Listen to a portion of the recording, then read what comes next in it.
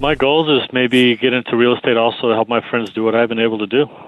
A lot of them are asking me about it and spend more time with my family. And hopefully grandkids soon. My daughter's married 3 years now, so maybe in the near future we'll have grandkids to take care of.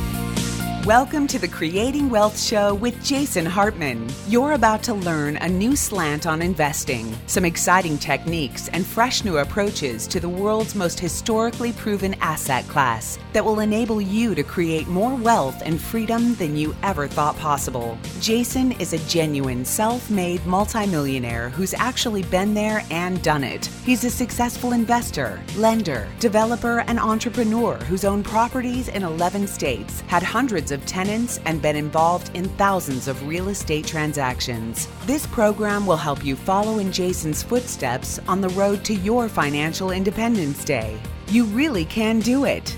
And now, here's your host, Jason Hartman, with the complete solution for real estate investors.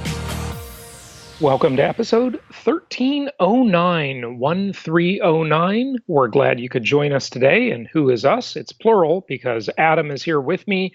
And as I mentioned on yesterday's episode, I found a couple of articles and I said to Adam, we got to talk about these on the show. They're great, but you see the flaws here. And he picked up on it right away. He was kind enough to actually do the math, which took a few minutes to kind of scribble this out on the back of a napkin, if you will, but it's going to show you how misleading any media can be if you don't really parse it, if you don't analyze it, and really evaluate it with some critical thinking skills. So we're going to talk about these two articles, okay, and they're the cities losing workers every day, and contrast that with the top 10 states where America's wealthiest millennials live, and do the comparison. We're going to adjust things for cost of living and such, and population. So we'll do that. And we got a couple properties to talk to you about. One of them I think you'll really like, if you can get it. Okay, Adam, you ready to roll? Let's roll. Let's rock and or roll. So let's rock and roll. Okay, just a couple days till profits in paradise. I've been stressing out here, Adam.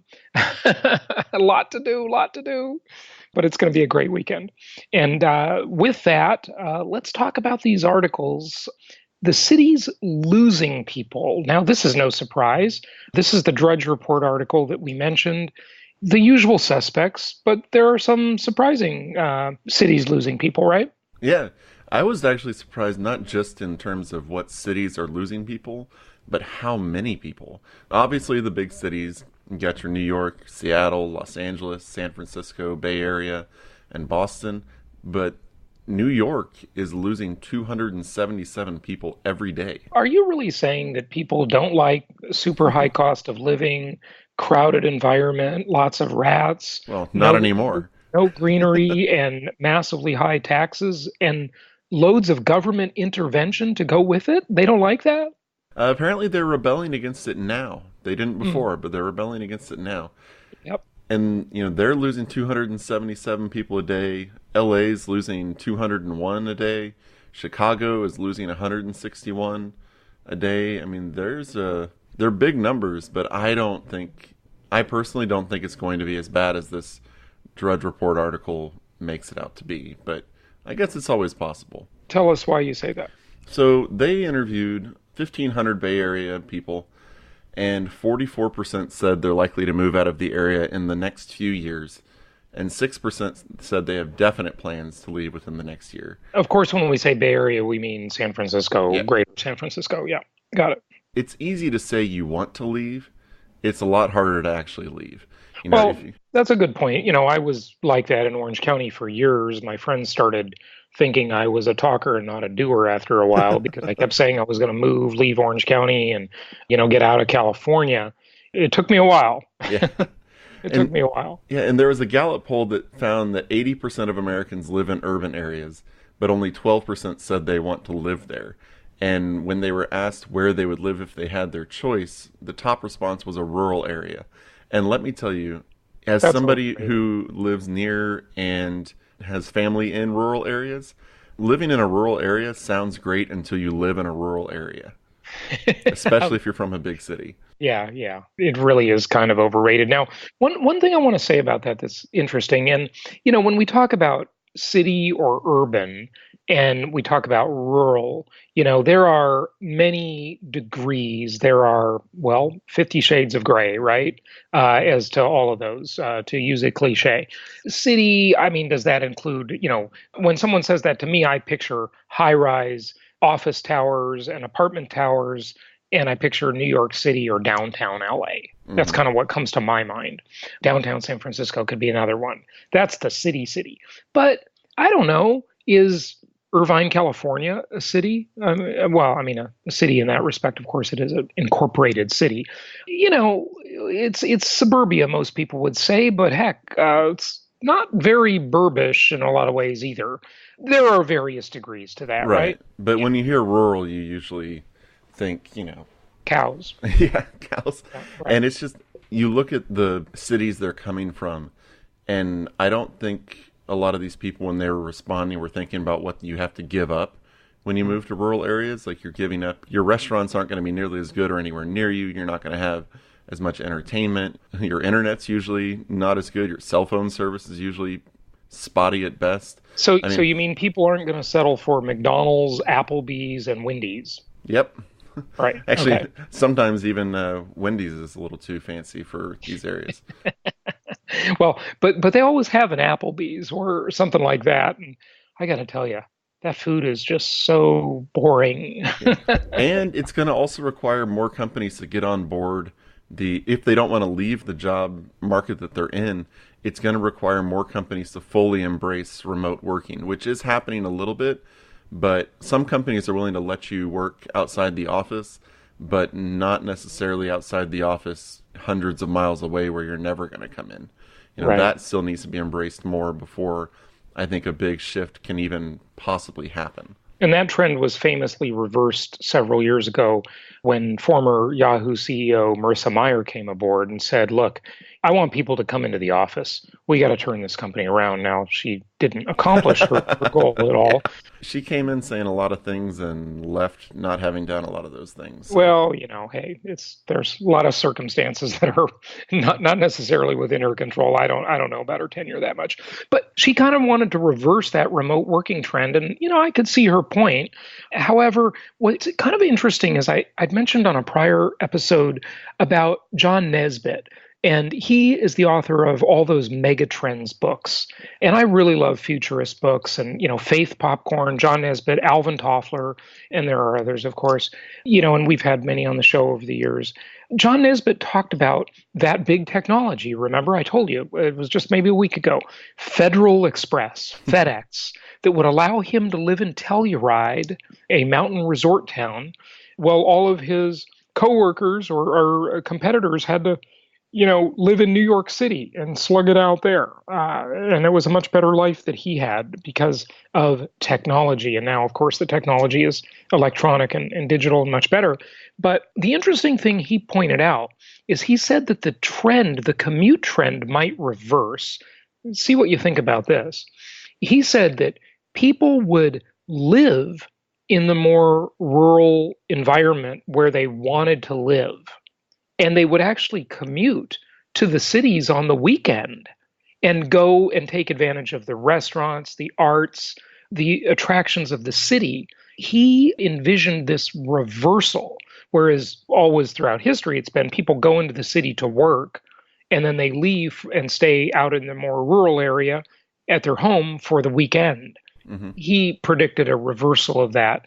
I'm not sure it's happened, but it's interesting to think of what, this guy said some 30, 35 years ago. And I think with the outflow of people from these, highly cyclical markets, I think it's going to be better served for real estate and hybrid markets. I don't think you're going to see as many of them.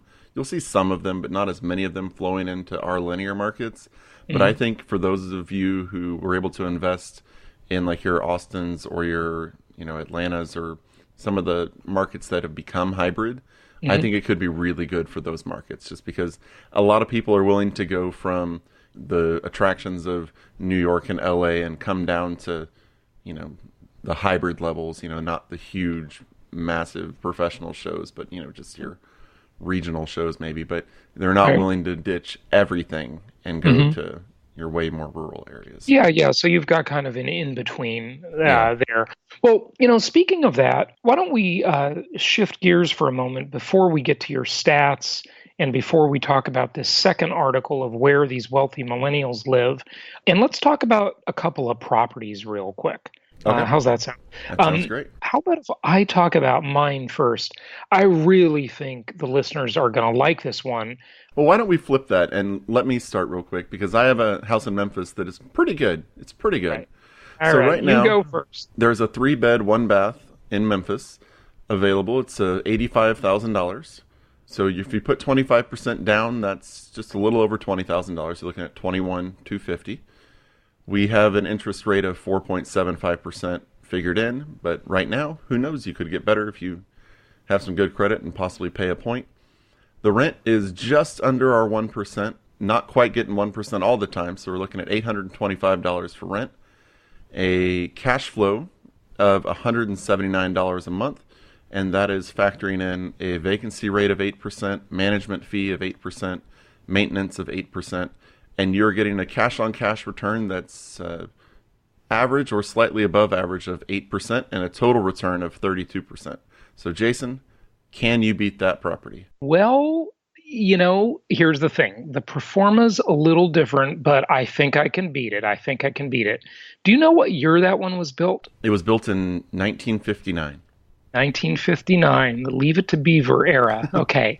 So this house, and by the way, I have to tell you, I posted this on Facebook, and so far I've only received 5 likes and 5 comments, but property did get 2 shares. And here's the deal. This is in Indianapolis. It's an REO, real estate owned by a bank, okay? It was built in 2002. It's a 4-bedroom, 2.5 bath. It's 2,424 square feet, 2424. And it is priced, you ready, folks? It's priced at $78,000. Remember, this is a 2002 house. It's pretty new, and it's over 2,400 square feet. Now, the performa here is a little different than yours because it's based on 25% down. Yeah, so that does ours skew. is based on 25%. Oh, it is. Down. Okay, yeah. All right, okay. I was going to say, I thought yours was based on 20, and it's going to skew the numbers slightly. So this $78,000 house in Indianapolis, built in 2002, just over 2,400 square feet, priced at $78,000. The projected rent is $11.95. The price per square foot is only $32. I think the phones are ringing off the hook now at 1-800-HARTMAN. You can call 1-800-HARTMAN. That's our main number. And you can, I think, press 2 for an investment counselor, get a hold of any of our investment counselors, or just go to jasonhartman.com. So $32 a square foot. And I know some of you are thinking, what's wrong with this deal, right? I get it. Hang on. We're not done yet. Projected cash flow is $443 per month, $443. The debt coverage ratio, which is that ratio we don't talk about much, but that's really how likely is it that you would ever get into trouble with this property ratio? That's what I call it, okay? It's 2.5, meaning that you're going to make $2.50 for every dollar of debt, basically. So you're very unlikely to ever run into a problem with this property. The cap rate is 11.4% on the pro forma. The cash-on-cash return is projected at 14%. That's a little higher than mine. Yeah. And everything else is, probably got the same assumptions as yours. Actually, those assumptions are driven actually by a more conservative appreciation rate of only 4%, a vacancy rate of typical 8% 1 month per year, management fee of 8%, and a maintenance percentage of 4%, which is probably quite a bit higher than it really will be. On my Facebook post, I wrote in the comments, I just said, you can't beat my company's deals with a caveman's club. Yeah, I'm very good copywriter, aren't I? Look at these projections, 11.4% cap rate, 14% cash on cash, 24% ROI. Now, the ROI is lower than yours because of the high maintenance and the more conservative appreciation rate. So, Adam, you want to know what's wrong with my deal? Yeah, there's something wrong with your deal. Yeah, you smell a rat, don't you?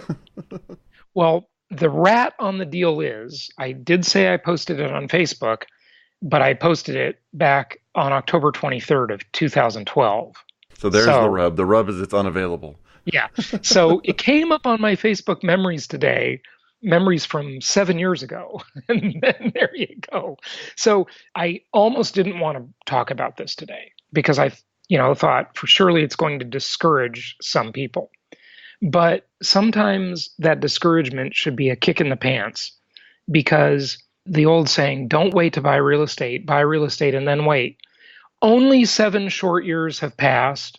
Sadly, I have lost quite a bit of hair since then. But, mostly I'm feeling pretty much the same. And so are you. Hopefully you haven't lost any hair. I know I have. But, 7 years goes by in the blink of an eye. Okay? And one of our clients bought this property. I don't know which one. We should figure that out and ask him to come on the show. Because, in 7 years from today, you're going to be thinking, gosh, I wish I would have purchased some of those properties in 2019. I would just bet you'll be saying that. Don't be at Meet the Masters and listening to Jason's closing reluctant investors lament and thinking, oh, that was me 7 years ago. Right, exactly. Because that was written by Donald Wheel in 1977 when he thought everything was so overpriced. Income property is an amazing asset class. Just stock up on it and wait. Deal with the trials and tribulations. You're definitely going to have some. That's life in any endeavor, like I talked about yesterday. But, you'll be amazed how quickly 7 years goes by and how much that has enhanced your wealth. Imagine if you bought 10 of these properties 7 years ago.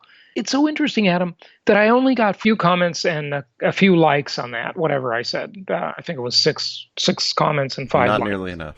Not nearly enough. Today, if I posted that property, in fact, I should do that. Boy, if it were April Fool's Day, I would definitely do it. I should post it like it's a current deal. And I bet I'll get 78 likes, tons of comments, and tons of interest. Oh, yeah. Wanting to buy that property. So don't be the shoulda, coulda, woulda person, okay? Yeah, and we've talked internally recently about trying to get the investment counselors to tell us when a brand new investor purchases their first property, and we're kind of getting in the process of getting that ball rolling. But I want to throw a hearty congratulations on getting started on the investment journey out to one of my clients, that is Romera. She recently closed on her very first deal. So Romera, yay! She is not waiting any longer. Awesome. And so, if you haven't, reach out to us, get an investment counselor, buy your first, and you'll hear your name on the podcast. Yeah, congratulations, Romero. That's awesome. Thank you for your business. And we are here to offer you lifetime support. As long as we're around, we are happy to support you with your property. If you need something 3 years from now, 5 years from now, 7 years from now, whatever, just always reach out to us, which reminds me of another thing that I didn't directly say on yesterday's episode when I was ranting about, how you got to be a little fierce sometimes, right? And, fight the battles, fight the good fight, as the words from that Triumph song go. Don't just pay for things because someone presents you an invoice. That came up because I was talking with Sarah about one of our clients, and she says, this client called and they were discouraged about their property. And as she started talking to them about it, they just paid a $2,000 invoice for something. And she says, I just wish you would have called me first. I would have told you not to pay that. I would have cut that invoice way down. And that's the thing, just because someone places an invoice or a quote for some service, repair, whatever in front of you, doesn't mean you have to agree to it. Okay? Shop around for everything, always, okay? That's life. All right, Adam, you want to get back, and we've got to look at the adjusted numbers on this study. Now, in the interest of time, we looked at the numbers you did. The analysis relates to the next article, right? Yes, it does. All the millennials. So this is a Business Insider article about the top 10 states where the wealthiest millennials live. Keep in mind that the prior article was about cities, not states. But you get the idea. Okay. These things are broad strokes. Okay. So relax. Okay. Don't agonize over too much detail. They're just a broad look at things. And what's interesting about this is that several of our markets are in here where wealthy millennials live. Number 10 is Maryland. Okay. Number 9 is Illinois. And we've got properties in those markets. There are some others in here. Texas, of course, we have. And we'll skip things like Massachusetts and some of the others, but we do have Florida on the list. So talk to us about the math that you did. Right. So first off, we need to start with the overall number, and that's total number of millennial millionaires. And right now, they are estimating that's about 618,000. Okay, so there's a lot of millennial millionaires, 618,000 who are, depending on how you look at the demographic cohort, between the ages of 23 and 40 now, right? About there? Somewhere in that range. Yeah, that sounds about right. So we got the top 10 states, and they are, just to list them off, and this is from fewest percentage to highest percentage. You got Maryland, Illinois, Virginia, New Jersey, Washington, the state, not D.C., Texas, Massachusetts, Florida, New York, and California. So they have them via percentages, and we thought, that isn't quite fair. No, it's ridiculous. So here's California has a few more people than, say, Illinois or absolutely New Jersey. Misleading. Okay, so let's just explain what they did. So they took these different states and they looked at what percentage of all the millennial millionaires, the 618,000, live in each of the states. They didn't take the percentage as a per capita of the state's population. So the Jason Hartman question is, compared to what, right? And they're comparing it to an absolutely arbitrary thing. Okay, so if your whole sample is just the 618,000 millennial millionaires, then you want to know where most of them live? Okay, fine. But that doesn't tell you anything. You got to compare it to the 40 million people that live in California versus the much lower population of, say, Maryland or whatever. So that's what I asked you to do, and you just jumped in and did it. And so now we've got a correct analysis, don't we? Yes. So the state that has the highest percentage of millennial millionaires is Massachusetts. They have 0.45% of the state's population are millennial millionaires. And the state in the top 10 that has the least is Texas, because out of the 29.2 million people in the state, only 0.11% are millennial millionaires. Okay. So if you just read this article on the face of it, you're going to think, well, all the millennial millionaires are in California, right? Well, they are. The number-wise they are. Percentage-wise, but it's a meaningless number. Yeah. It's like, who cares of the percentage of millennial millionaires? You have to compare it to the population of the state as a whole. That's the meaningful number. Yeah. And the article didn't address that at all. No, they didn't. And then I said, okay, well, that's the percentage of millennial millionaires in each state. So, but then I thought, you know what? Even that doesn't really matter. It doesn't tell you. What is $1 million? Right. So I went in and I found state. It's like a cost of living adjustment website, and they don't list specific cities. So all I did is I went into each state and I looked at the cost of living adjustment to New York. Right. So New York was my basis. So in New York, $1 million is $1 million. And then I found the largest city in each state and just adjusted it based on that. Okay, so basically what you did is you applied inflation-induced cost of living destruction, to that number, which is the accurate thing to do. Because, hey, does anybody remember the famous Craigslist gold digger? We did a blog post about this at jasonhartman.com when it came out years ago because it was so funny. This was all over the news media, and basically it was this beautiful self-described woman in New York City that said she wanted to meet a guy that made at least $500,000 a year. And she rightly said, because, hey, $500,000 a year in New York isn't that much. Yeah. She was right, okay? And so if you're a millennial millionaire in Texas versus New York, that's a huge difference in what it means. I mean, you really shouldn't even be considered a millionaire in New York Or you should be considered a deca-millionaire in Texas, maybe, right? Deca meaning 10, and it's probably not that much. But yeah, it's not quite that much. Yeah, it's not that significant. But what you did in this adjustment is really enlightening. Yeah, so if you're a New York millionaire and you want to move to a city that has a lot of other millionaires, you can move to, and be rich, you can move to Baltimore, Maryland, and have 2.125 million in adjusted money. Yeah. So basically you double your money by moving from New York to Baltimore. Yeah, and then you take Jacksonville, Florida, and you have 1.9 million. And we actually have properties in Jacksonville, Florida. So you double it again. Yes. Yeah. And then Houston is still 1.9 million, Houston, Texas. Yep. Virginia Beach is around 1.8 million. Yep. Chicago is right around 1.75. New Jersey is 1.5 million. LA, you're at 1.25. Boston, you're at 1.15 million. And Seattle, you're right around 1.1 million. And then New York, you're at 1 million. So there is a massive discrepancy. You know what's actually surprising to me on here is Seattle. Yeah, I'm shocked. Yeah, I was a little surprised at that too. But yeah, they said it was every 92 cents in Seattle is $1 in New York, which was... That's actually really quite shocking. I would think LA would be right after New York on the expensive... No, LA is number 4. Yeah, you got Boston in between them. Yeah. That's quite surprising. Maybe that massive minimum wage increase several years ago in Seattle just caused the cost of living to go up and created a lot of inflation. So, imagine that. But very interesting.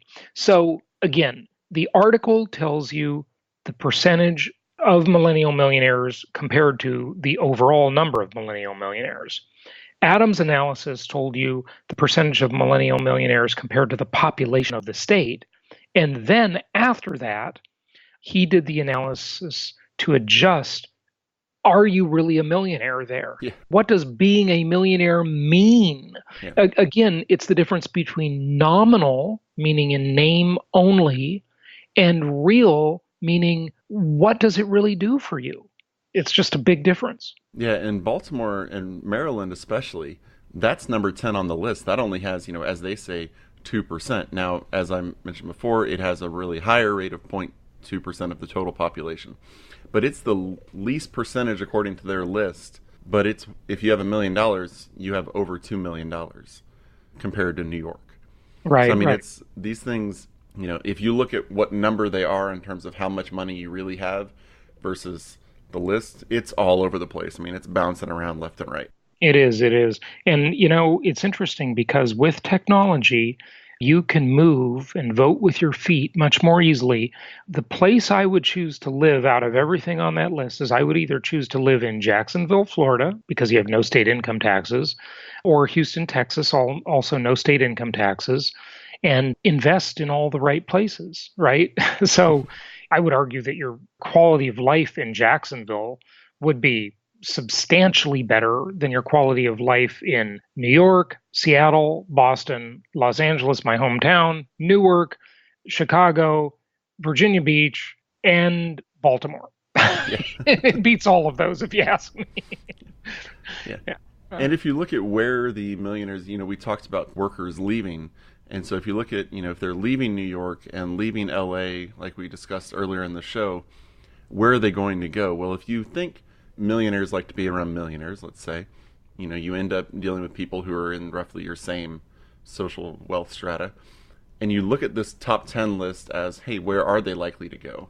You can kind of judge based on that of if there are, 30,000 millennials in Florida, would they move there? Well, if there's 30,000 millennials in Florida and you want to go hang out with them, and then you realize when you move there, your $1 million is turned into almost $2 million, yeah, they're gonna want to move there. But, if you're in New York, are they going to be moving to Seattle? Well, probably not, because it'll still be their $1 million. So, you can kind of look at it based on that as well as, where are they and how likely are they to continue moving there? Yeah, really, really good points. Good points. Very enlightening. I'm glad you did that analysis, Adam. I guess we should. Fun. Yeah, the math was very enlightening. It certainly was. And I guess we should wrap it up for today. If you want to grab a last-minute ticket to Profits in Paradise, we had a couple people grab them yesterday. We'd love to see you. Come and join us, okay? We have room to knock out the back meeting tables in the room and add some more seating. So let us know. Go to jasonhartmanlive.com and grab that last-minute ticket, jasonhartmanlive.com. This event is only once a year. We will see you in Orlando this weekend. We've got a property tour before that as well, and that'll be great. We're looking forward to it, and we'll talk to you tomorrow. Tomorrow we got a 10th show, right, Adam? Yes, we do, with Lawrence Susskind. All right, and so 10th episode show tomorrow, and then Flashback Friday, and then we will be back with our regular programming on Monday. Until tomorrow, happy investing. Thank you so much for listening. Please be sure to subscribe so that you don't miss any episodes. Be sure to check out the show's specific website and our general website, hartmanmedia.com, for appropriate disclaimers and terms of service.